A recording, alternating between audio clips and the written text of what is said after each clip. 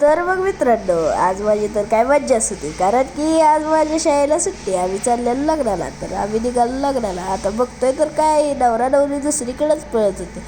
आता ह्याच्यातली माझी एक आत्या बी आहे बरं का, ह्याचं शूट चालू आहे आणि ती बी एक ब्लॉगरच आहे. ते मला कमेंटमध्ये सांगा.